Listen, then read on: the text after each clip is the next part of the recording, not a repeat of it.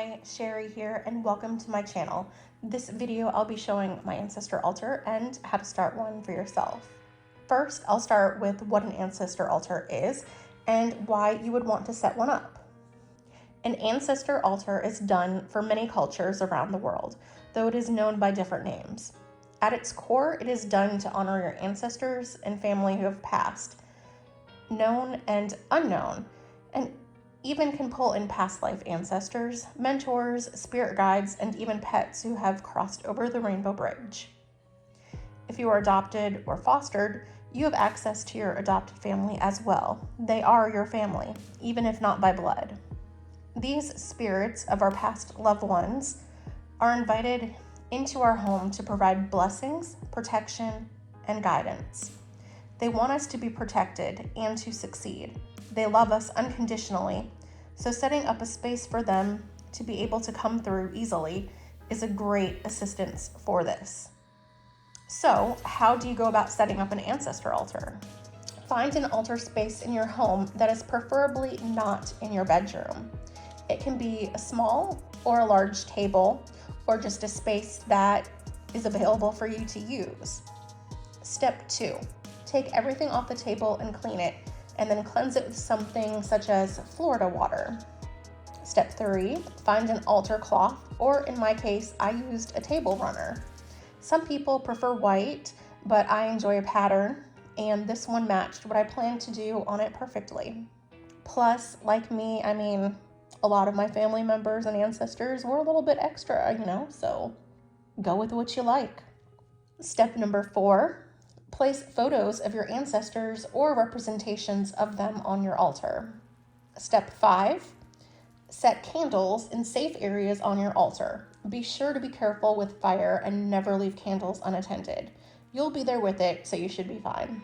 Step 6, add a glass of water or covered if you have cats that like to get into it, and add in items of significance to your ancestors and arrange as needed.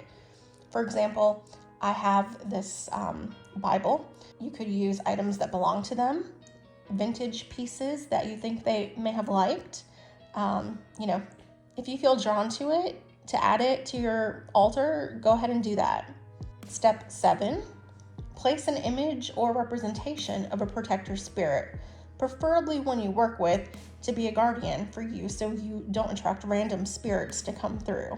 Step 8, blessing for the altar can be displayed, but you need to do a blessing also verbally when you start your altar. This can be as simple as reading aloud while lighting the candles and leaving an offering. So those are the basics of creating your altar. Some additional tips that I have would be when you sit down, kneel, or stand at the altar, depending on where you have it, I place an offering. This could be flowers, a shot glass of alcohol, coffee, food. Again, it could just be, replacing the water and putting fresh water in it. I personally like to sit with them in the morning, saying like a prayer for protection. If time doesn't allow for it to happen that often, then, once a week is a good guide to go by. Basically what I'm saying, it doesn't have to be elaborate. It definitely could be, but it does not have to be. Okay, so I turned the lights on so, you can see the things better, and I will go through all of the things so that you can see what I have on here and maybe why, if you're interested. All right, so I'll start from the left, I guess, and go to the right. Okay, so I've got 2 large snake plants. There's one, look, it is huge. And here's my other one. Yeah, they have done amazing. And I've got them in these little baskets that I just got from Amazon. I do have an amethyst on each side. I feel like that helps with, connections. I have this skull vodka, but it's just water now. And I refresh that, I don't know, once a week. And I've just got, some various, older items here, and I found this at home like last year, and I just thought it was really cool, and I look into it when I'm sitting here because that mirror is kind of tall. You know how things go. This is the tarot deck I typically work with when I'm working with my ancestors, and this is, just an old vintage item. This was also in my family for a long time. It was used, oh, excuse me. It was used actually to hide money in. And it sat in like a cabinet or something for a long time. This is my the Bible that we have. It wasn't like a old Bible or anything. It's the illuminated Bible. Excuse me. I have a little tiny broom, and I've got these 2 candles here that are the same, on some old vintage thrifted candle holders that I actually got from Mama Squirrel, and that as well. I've got some dried, I don't know, grasses or something, and it's in a very old Pier 1 vase. So this is one of my guardians. It's a unicorn skeleton because, I think it's cool. This is one of those plasma generator things. I don't know what they're technically called, but I think it is super neat, and it also pulls in a lot of energy that I feel like, the spirits who come into this space can use to communicate with me. And I've been really successful with that. Okay, so now on to some of my ancestors. So I'll start at the top. This is my grandpa and his father, and I never knew either of them. Unfortunately, they both had passed away before I arrived on this plane of existence. So I do actually feel my grandpa come in pretty frequently, and I'll talk about that maybe some other time, but it's a special connection that I have. And then these are also some of my ancestors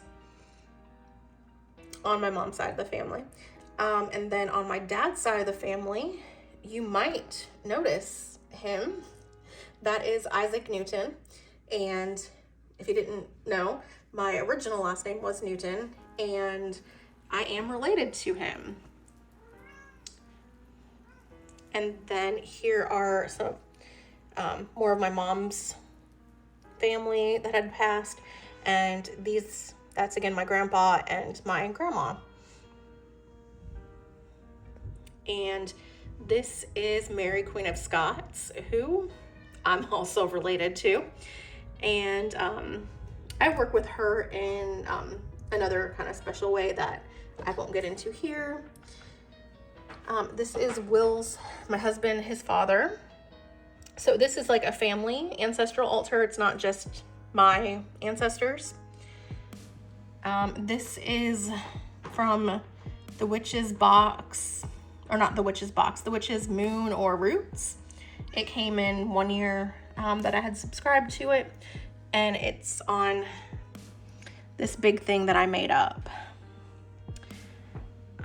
Again, that's another picture of my grandfather. This is just a card that I feel can represent, many different ancestors. This is Will's grandma, and this is my brother Carrie, who unfortunately passed away when he was only 43. This is another set of my grandparents, and some old, like a ring and a barrette that I think that she would have liked. Another candle. And these are little skulls that are made from pottery from Mexico. And you can welcome the spirits into sort of rest there while they come visit you. These are also salt and pepper shakers actually, but I really liked them. I found them at TJ Maxx this year and thought they would be a perfect addition.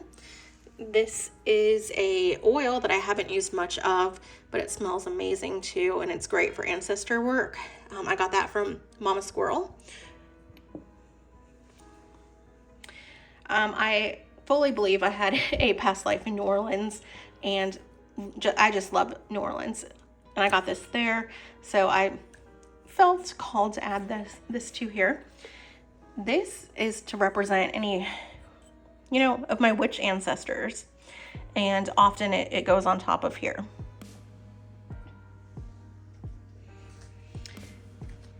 I have these really just to add for decoration. They're cute.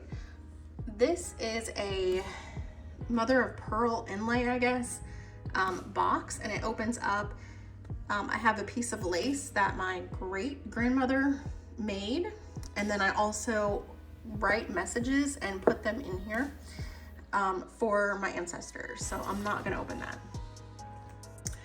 And then I've got a stained glass vintage candle holder here of a bat, and I think it's really cool.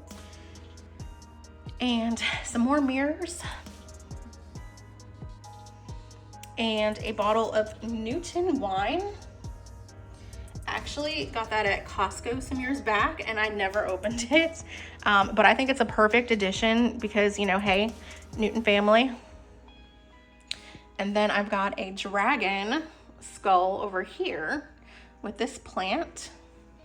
And then I've got my dog that I had for 13 years who passed away some time ago, but she'll always be my #1 dog. And then here's my other piece of amethyst. And this tablecloth, I want to say I got it on Amazon, but it could have been TJ Maxx or something. I mean, I'm not really sure. So that is my altar, and I hope that you learned something, enjoyed looking at mine. And if you use an ancestor altar to connect with your ancestors, leave a comment below. I would love to hear about it. And if you've done a video or something, definitely let me know too, so I can go check yours out. I'd love, you know, seeing what other people do and, you know, getting ideas as well. So yeah, I hope you check back again. I'm making more videos this month, and would love to see you back. All right, take care. Bye.